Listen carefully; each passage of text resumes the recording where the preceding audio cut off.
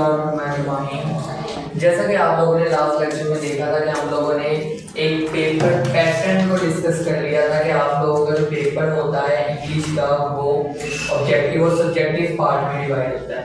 ठीक है, objective part आप लोगों के पास आता है 19 मार्क्स का, जबकि सब्जेक्टिव पार्ट की वेटेज होती है आप लोगों के पास 56 मार्क्स। ठीक है, तो आज के इस लेक्चर में हम लोग डिस्कस करेंगे कुछ करेक्ट फॉर्म्स ऑफ वर्ड के एमसीक्यूज। जो पहला पार्ट होता है वो कुछ हम लोग डिस्कस करेंगे ग्रामर पोर्शन के, जो बिल्कुल लास्ट पार्ट होता है उसके एक दो क्वेश्चन हम लोग देखेंगे। ठीक है, तो ऑब्जेक्टिव पार्ट टोटल आप लोगों के पास इसकी वेटेज है 19 मार्क्स। ठीक है, इसका जो क्वेश्चन नंबर 1 के 5 एमसीक्यूज आते हैं, पहले 5 एमसीक्यूज होते हैं choose the correct forms of word. ठीक है, तो अगर तो आप लोगों के पास एमसीक्यूज की स्टेटमेंट में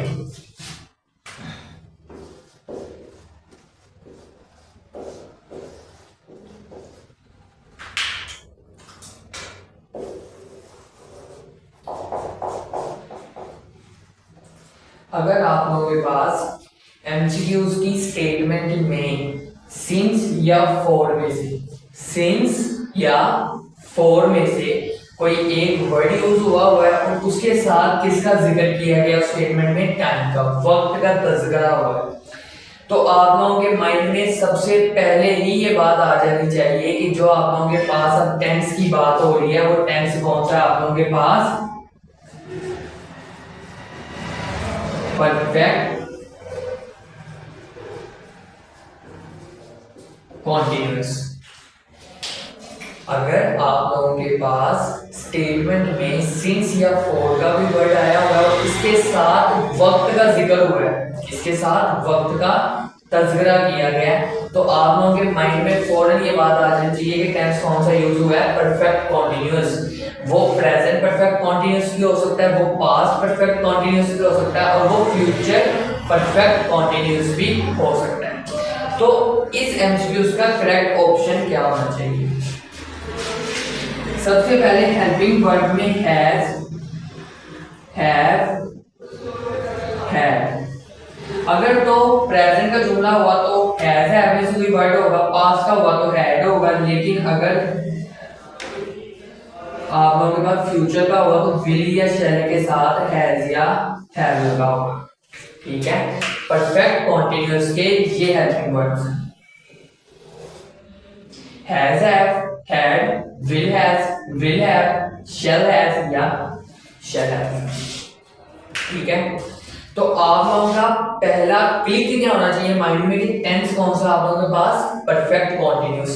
तो करेक्ट ऑप्शन में आप लोगों ने इस चीज को सर्च करना और इसके साथ वर्ब की फर्स्ट फॉर्म लगेगी जिसके साथ एडिशन की गई होगी आईएनजी। ठीक है, एक एमसीक्यूज मैं डिस्कस कर लेता हूं आप लोगों के साथ। यहाँ पे एमसीक्यूज की स्टेटमेंट है इट अंडरलाइन सिंस 5 o'clock और ऑप्शन आते हैं आप लोगों के पास has been raining, we have been raining, rains, raining। ये ऑप्शन है और ये स्टेटमेंट है। एमसीक्यू की स्टेटमेंट में गौर करें तो क्या वर्ड आ गया, सिंस, साथ टाइम भी आ गया, तो इसका मतलब टेंस कौन सा है, परफेक्ट कॉन्टिन्यूअस। तो बीन भी आएगा, वर्ब की फर्स्ट फॉर्म भी आएगी, आईएनजी भी, हैज भी, हैव भी, तो ये दोनों ऑप्शन तो वैसे ही गलत है, नहीं यूज हो सकते। अब कौन से बचे, ए और बी। इट के साथ हमेशा यूज होता है हैज, तो सिंपल सा आंसर है, क्या आंसर होना चाहिए, it has been raining since 5 o'clock। ठीक है, इसी तरह के स्टेटमेंट में आपको हैज बीन भी लिखा आ जाता और यहाँ पे इसको ऐड कर देता, बाकी ऑप्शन तो ऐसे रहते। तो इट हैज बीन के साथ बाद में क्या लग रहा है, वर्ब की फर्स्ट फॉर्म और आईएनजी। तो अब आप लोगों का करेक्ट ऑप्शन क्या होगा, ए नहीं बल्कि डी। रेनिंग, क्योंकि हैज या हैव तो आप लोग पहले स्टेटमेंट में यूज बोर्ड वाला कर चुका हुआ है, तो आप लोगों का करेक्ट ऑप्शन क्या होगा, सिर्फ वर्ब की फर्स्ट फॉर्म और आईएनजी। ये था पहला रूल। दूसरा रूल इसी हवाले से, इन्हीं एमसीक्यूज के हवाले से, अगर आप लोगों को एमसीक्यूज की स्टेटमेंट पढ़ के पता लग रहा है कि उसने बात कर ली है पास्ट की, उसने किसकी बात कर ली है, पास्ट की, यानी कि उसे कुछ जुमले में इस तरह के वर्ड यूज कर लिए, यस्टरडे मतलब कल की बात हो रही है, जो गुजरा हुआ कल है, पास्ट है आप लोगों का, ठीक है। या उसने बात कर ली अ डे बिफोर, यानी कि आज जो दिन चल रहा है उसे एक दिन पहले की बात हो रही है, ये भी पास्ट की बात है, ठीक है।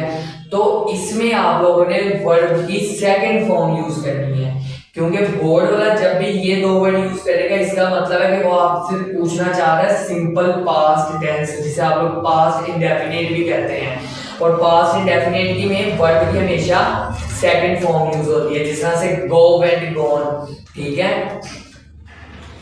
फॉर एग्जाम्पल मैं कहना चाहता हूँ कि वो कल हो गया था, ठीक है, तो आप लोगों के पास एक एमसीक्यू आ जाता है बोर्ड के पेपर में, ही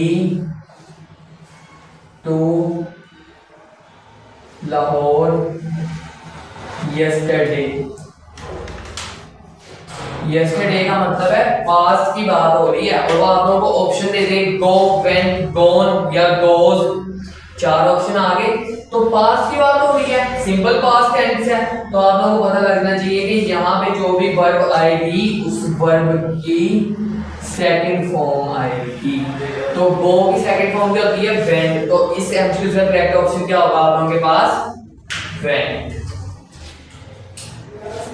इसी ये थे दो रूल आप लोगों के पहले क्वेश्चन के पार्ट के। अब मैं एक रूल डिस्कस करता हूँ जो लास्ट पार्ट आता है ग्रामर पोर्शन से रिलेटेड। बोर्ड के पेपर में एक सबसे ज्यादा पूछा जाने वाला एमसीक्यू टाइप्स ऑफ नाउन से आता है, जो कि रिलेट करता है एब्स्ट्रैक्ट नाउन से। एब्स्ट्रैक्ट नाउन वो नाउन होती है जो किसी भी इंसान की कोई खूबी या खामी है और उसको आप लोग छू ना सकते हो, यानी कि टच ना किया जा सकता हो, जिस तरह से जहानत, इंटेलिजेंस, ब्यूटी। तो अगर उसने कुछ इस तरह की स्टेटमेंट दी हुई है बोर्ड वाले ने, और उसने कोई ऐसा वर्ड अंडरलाइन किया हुआ स्टेटमेंट में जिसको आप लोग टच नहीं कर सकते, ठीक है, जिस तरह से ब्यूटी, खूबसूरती आप लोग टच नहीं कर सकते किसी भी इंसान की, उसके अलावा इंटेलिजेंस, जहानत आप लोग किसी इंसान की छू नहीं सकते, काम इरादा नहीं कर सकते, ठीक है। तो इस तरह के जो भी वर्ड आएंगे वो एब्स्ट्रैक्ट नाउन होंगे। इनमें एक वर्ड पूछा जाता है, मैं आप लोगों को वर्ड स्पेसिफाई कर देता हूँ, रूथलेसनेस।